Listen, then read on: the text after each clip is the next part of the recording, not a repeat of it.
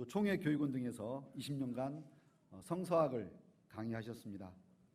또 백합교회, 서울에 있는 그 북노예 교회인데요, 담임 목회를 하셨고요. 백합교회에서 현재는 교단의 교육을 총괄하는 총회교육원 원장님으로 재임하고 계십니다. 다 같이 우리 김신환 목사님 박수로 맞이하시겠습니다. 아멘으로 오신 예수 말씀 선포하겠습니다.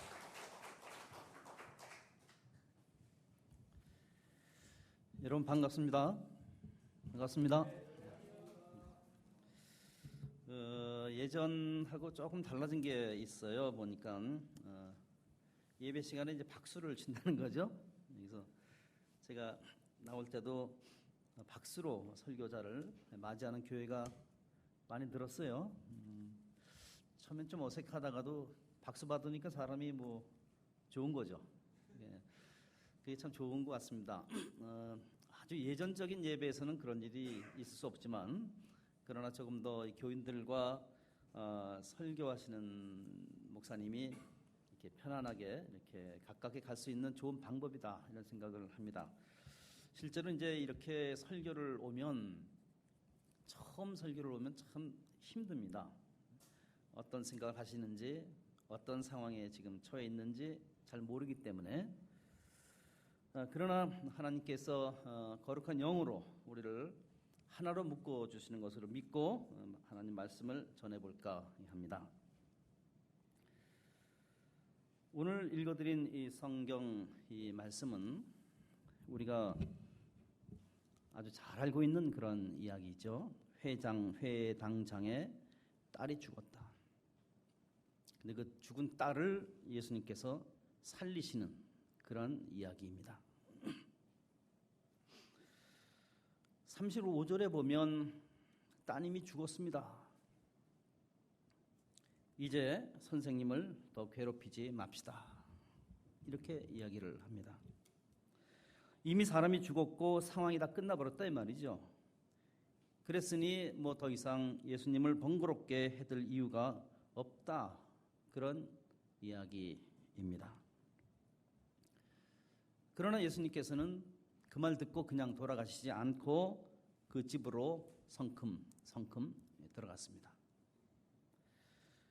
우리가 생각해 볼 수 있듯이 그 집은 이미 울음바다였습니다. 사람들은 이미 그 소녀의 죽음을 확인하고 더 이상 희망이 없다, 지금 이렇게 아주 치부하고 있는 상황인 것이죠. 그런데 그런 상황에서 예수님께서는 아주 의외의 말씀으로 사람들을 놀라게 합니다. 아이가 죽은 것이 아니라 자고 있다, 이 말씀입니다. 그러나 예수님의 그 목소리는 엄연한 죽음의 현실 속에 묻혀버리고 사람들은 예수님을 조롱합니다. 40절에 보면 그들은 예수를 비웃었다, 이렇게 기록되어 있습니다.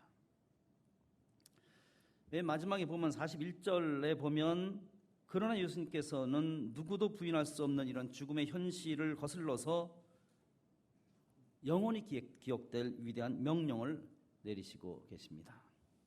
우리가 잘 알죠? 달리다 굼, 소녀야 일어나거라 하시는 말씀입니다. 달리다 굼, 이 세상의 긍정으로 아멘으로 오신 예수 그리스도의 부정을 물리치시는 선포의 말씀이지요. 이 말씀 한마디로 죽었던 소녀가 일어나서 걸었습니다. 이 기록은 참 신비한 그런 이야기입니다. 이 이야기 속에서 중요한 것은 우리가 이 이야기의 중심이 어디인가 하는 것을 보는 것이죠. 다름 아닌 우리 예수님의 말씀 속에 담겨져 있는 그 본질을 우리가 보는 것이 중요한 것입니다. 예수님께서 긍정으로 아멘 그 자체로 또 부정을 부정하는 이로 세상에 오셨다는 사실이 이 오늘 말씀에 들어있는 본질입니다. 하나만 더 예를 들면 마가복음 9장에 보면 이런 얘기가 있습니다. 역시 어떤 아이가 있는데 그 아이가 귀신이 들었습니다. 그래서 그 아이가 제정신을 잃고 여러 번 불 속에 던지기도 하고 그리고 물 속에도 자기 몸을 던졌습니다. 그래서 그 아이는 말도 못하고 때로는 거품을 흘리고 이를 갈면서 몸이 뻣뻣해지고 불이나 물 속에 막 뛰어드는 그런 아이였습니다. 그때 그 아버지가 예수님을 만납니다. 그래서 뭐라고 얘기하냐면 예수님, 할 수 있으면 좀 도와주시기를 바랍니다. 여러분, 세상에 걱정, 근심이 없는 사람이 없는 거죠. 오늘 제가 금방 말씀드린 이 아버지의 심정을 과연 누가 다 알겠습니까? 할 수만 있으면 좀 도와주십시오라고 하는 말은 이 아버지도 포기한 겁니다, 이제. 그러면서 예수님에게 좀 도와달라고 하는 이야기죠. 그 상황에서 예수님께서는 단호하게 뭐라고 말씀하시냐면 할 수 있으면이 무슨 말이냐? 믿는 사람에게는 모든 일이 가능하다. 이렇게 말씀하시고 그 아이를 고쳐 주십니다. 저는 요즘 예수님이 왜 우리의 그리스도이신가? 예수님과 같은 훌륭한 삶을 살았던 사람들은 이 세상에 많이 있습니다. 그러나 유독이 우리는 그 많은 사람들을 그리스도라고 하지 않고 바로 그분, 그 한 분만을 하나님의 아들이고 그리고 그리스도다라고 우리 고백하는 거 아닙니까? 왜 그럽니까? 여러 가지 이유가 있겠습니다만은 예수님은 처음부터 끝까지 돌아가실 때까지 그리고 돌아가시고 난 후에 부활 사건을 통해서도 우리에게 긍정을 말씀해 주신 분이다.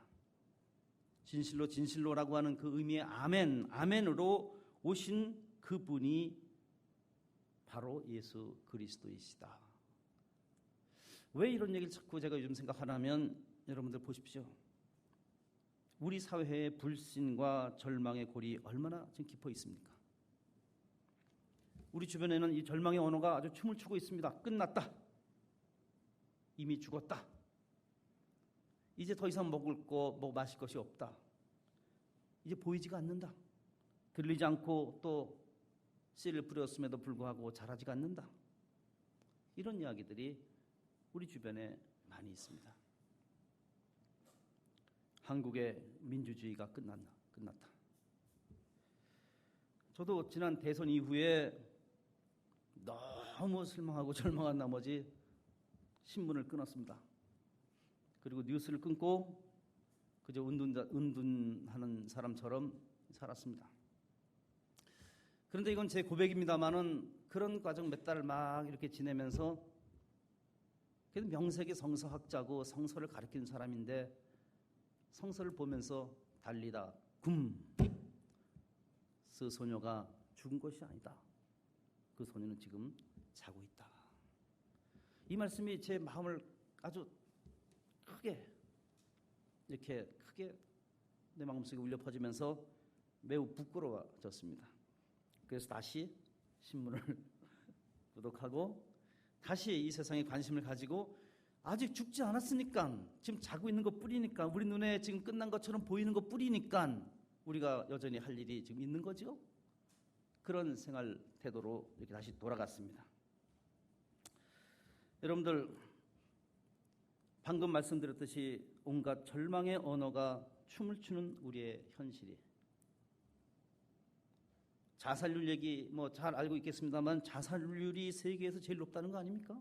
우리 어떻게 벌써 그렇게 됐습니까? 언제? 하루에 지금도 50명가량이 스스로 목숨을 끊는다는 거 아닙니까? 1년에 약 한 17,000명 정도가 자살에 죽는단 말이에요. 얼마 전까지는 교통사고로 인해서 죽는 사람이 제일 많았는데 지금은 그것을 앞질렀습니다. 가슴 아픈 건 뭐냐면 어린아이들, 아주 어린 청소년들이 스스로 자살을 한다는 것이에요. 그런 아이들이 많다는 게 참 가슴이 아픈 일인데 이게 왜 그런가?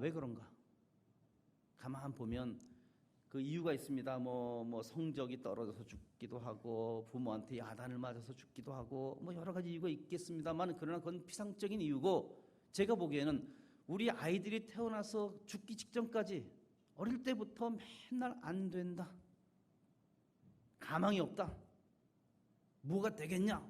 이런 불신의 언어 속에서 자라났기 때문에 쉽게 자기 목숨을 던지는 것이 아닙니까? 넌 되는 아이야, 될 것이야. 이런 이야기가 정말로 중요한 거 아니겠습니까? 조금 좀 뻔뻔하게 살 필요가 있겠단 말이죠. 제가 보기에 가장 등신 같은 남자들이 뭐냐면 연애에서 실패해서 실현당했다고 죽는 남자들. 이게 용서가 안 되는 거죠. 아니 또 사귀어야지요. 또 사귀고 또 시험 봤다가 떨어졌다고 해서 스스로 죽으면 어떻게 해요? 상대방 경쟁률이 좀 떨어지는 거 아닙니까? 또 시험 봐야죠. 또 시험 보고 뭔가 이렇게 좀 그런 면에서는 조금 뻔뻔스럽게 우리가 살아있다는 것 자체가 이 세상에서 가장 귀한 것인데 쉽게 그렇게 뭘 버리고 포기하고 던지고 이런 문화 속에서 우리가 무슨 희망이 있겠나 말이죠. 요즘 기독교가 많이 욕을 먹는다 하는 소리가 많이 있습니다. 교계 인사들조차도 스스로를 개독교니 먹사니 이렇게 말을 하면서 교회의 절망을 말하고 있습니다. 저는 그런 얘기 들을 때마다 아주 화가 납니다. 마치 교회 안에는 이미 보물과 생명이 다 소진된 것처럼 이렇게 이야기를 하는 사람들이 많이 있습니다.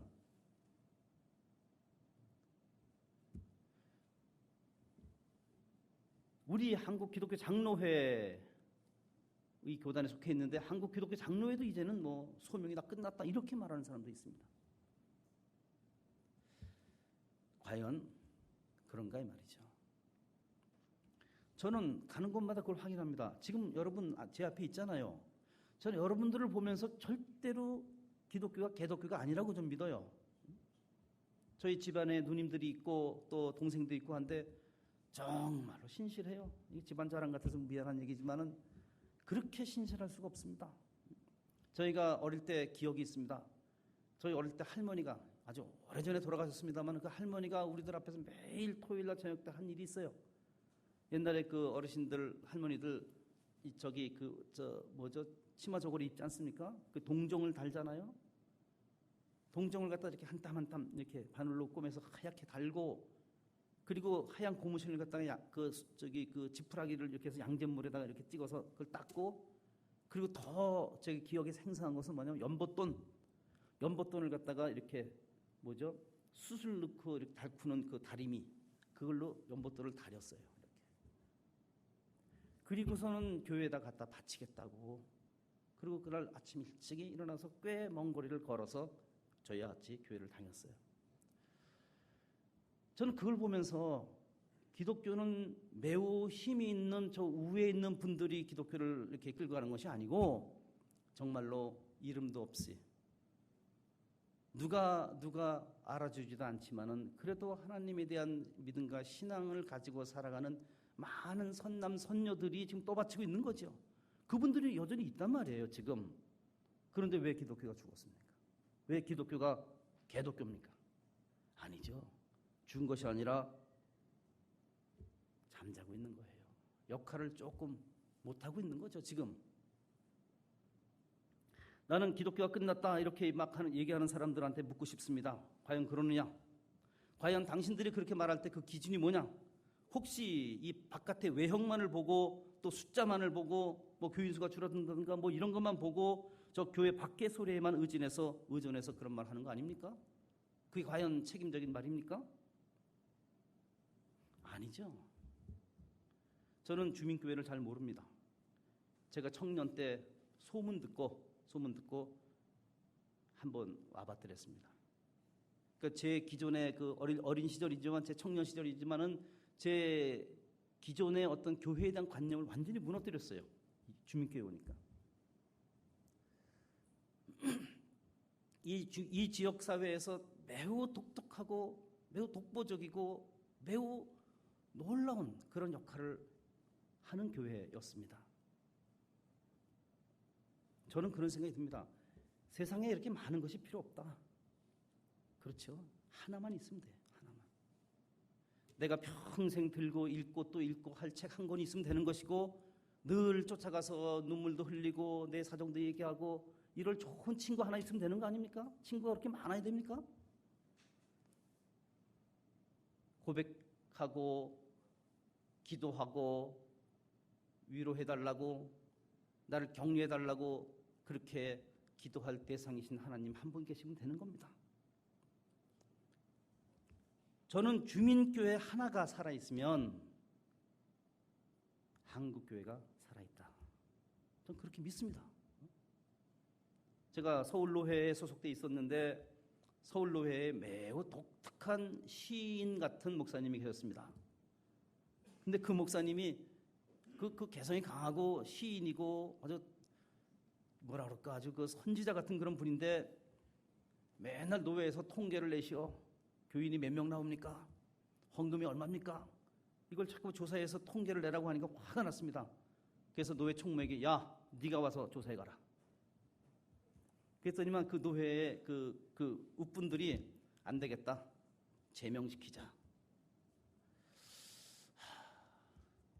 제명을 시켜. 쫓아갔습니다. 그런 분이 한 분 계시기 때문에 서울노회가 살아있는 거다.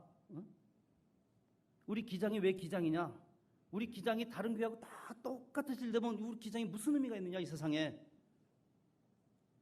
우리 어떤 이 물신의 이 귀신, 악마 같은 귀신에 참 자꾸 물이 들어서 우리 기장도 이제는 다 이런 걸 버리고 그리고 그저 이 세상 하는 방식으로 다 그것을 편입해서 이렇게 하고 있는 그런 판국인데, 그럼에도 불구하고 기장은 그 몇 교회, 한두 교회가 살아있으면 기장은 살아있다.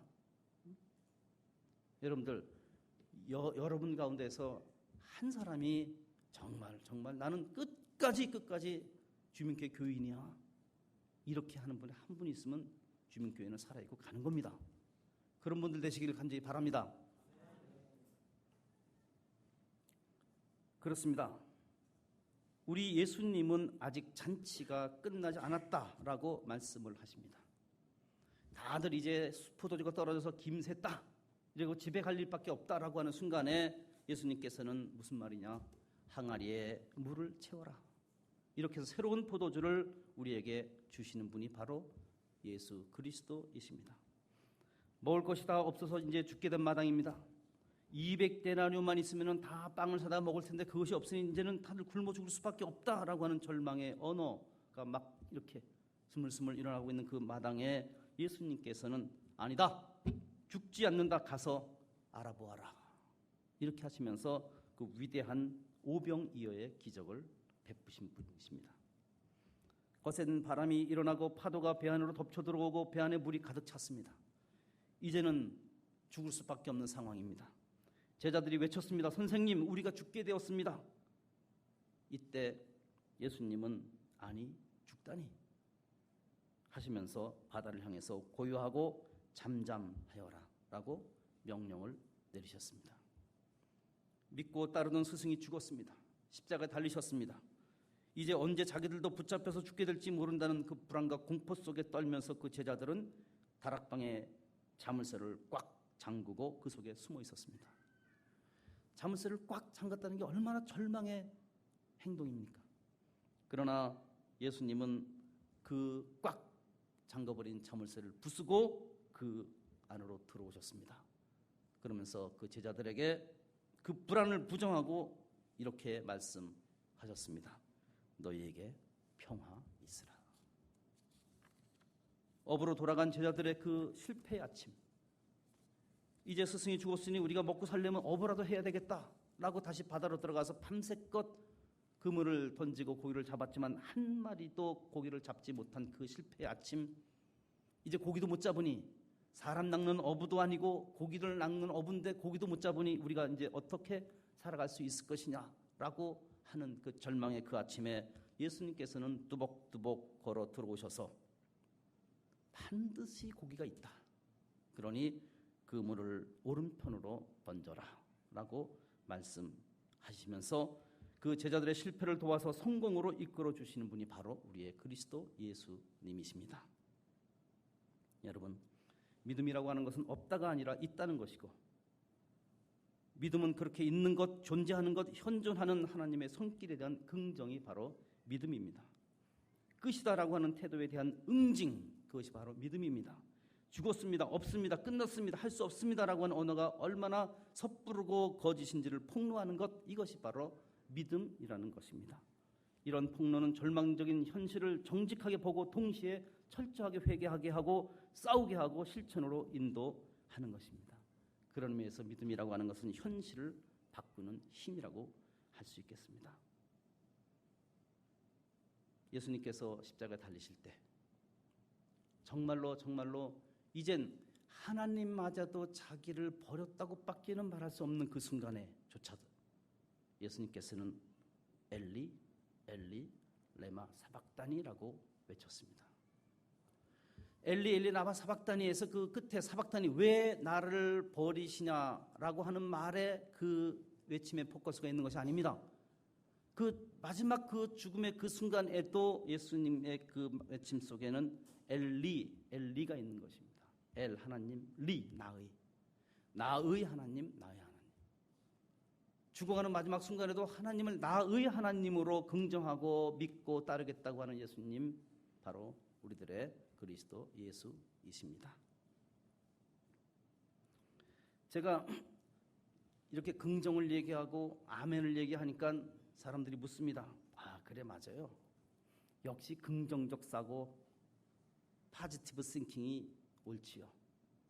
요즘 베스트셀러인 목적에 이끌리는 삶, 긍정의 힘, 역시 그것이죠. 이렇게 말합니다. 여러분들, 아니죠. 제가 말하고자 하는 아멘과 긍정이라고 하는 것은 세상에서 얘기하는 최면술과 같은 긍정을 말하는 것이 아닙니다. 어두운 면을 외면하고 밝은 면만 애써 보면서 할 수 있다를 외치는 자기 체면이나 적극적 사고방식의 긍정이 아닙니다. 말하자면 긍정의 신학이라고 하는 것, 그것은 있지도 않은 가상의 현실을 있는 것으로 믿으라고 하는 우격다짐이어서 거기서는 언제나 기도가 뭘로 변하냐면 기도가 언제나 주술로 변하게 됩니다.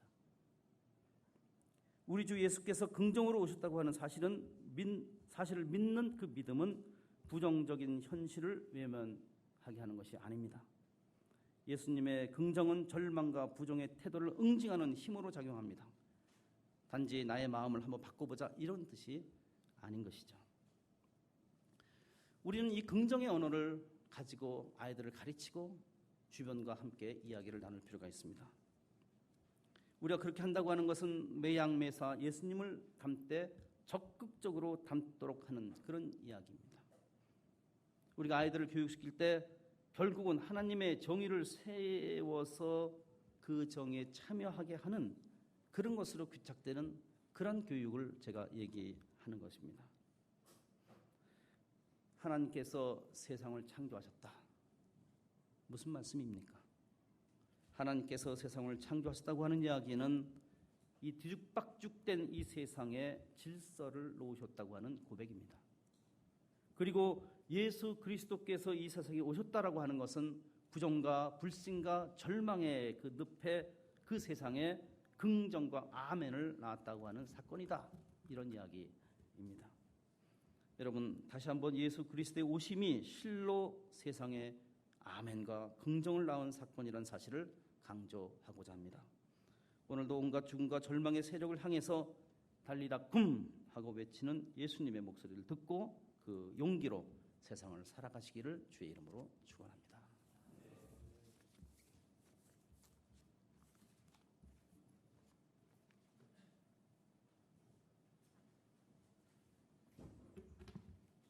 예, 받음 찬양 하시겠습니다. 이 말씀 따라 사는 동안 지치지 않게 하시